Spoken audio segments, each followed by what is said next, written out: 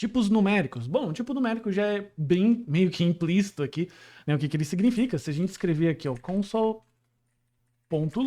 basta a gente brincar aqui com os tipos numéricos, como por exemplo 1.1 e 1. Opa!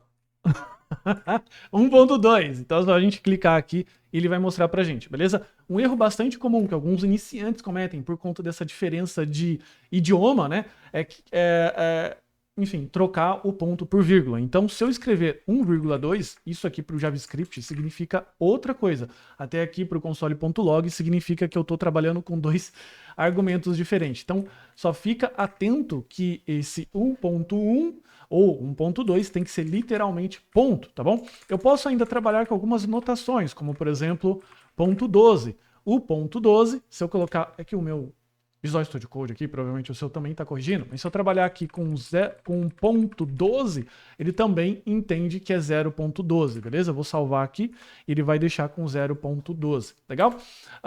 Então, fica bastante atento a isso. Também existem alguns números implícitos ou números pré-programados, expressões pré-programadas aqui dentro do JavaScript, que eles moram dentro da biblioteca math. Então, se eu colocar aqui math, eu tenho alguns números aqui já programados. Então vai que você esteja fazendo alguma coisa e você precisa, por exemplo, do número pi, né? Como que eu faço? Math.pi. A gente não vai trabalhar com math aqui, não vou descrever todo o math, beleza? Porque a gente vai utilizando ao longo aqui do curso, mas você já sabe que tem o pi, por exemplo, que ele vai colocar aqui 3.1415 e o número pi é gigantesco. Você também tem outros números aqui pré-programados, como por exemplo,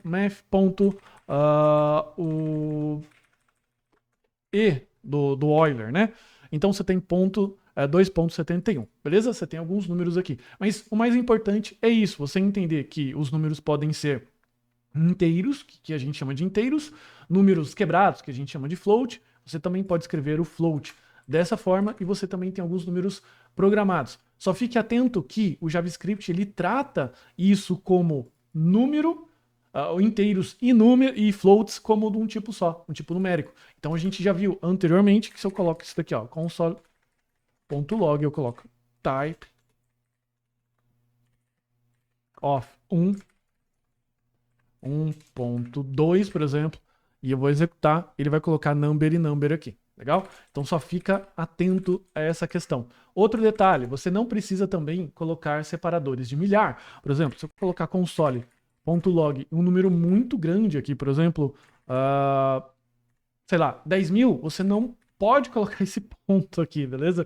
Por quê? Porque senão ele vai entender que é 10.0. Então você precisa eliminar esse ponto aqui. Ah, mas o usuário vai ver o número lá escrito feio, né? Então vai ficar lá 10.000. Sim, mas daí lá no console log, na apresentação do usuário, quando você for apresentar esse número, você apresenta de uma forma diferente, de uma forma que possa facilitar colocando separadores de milhar.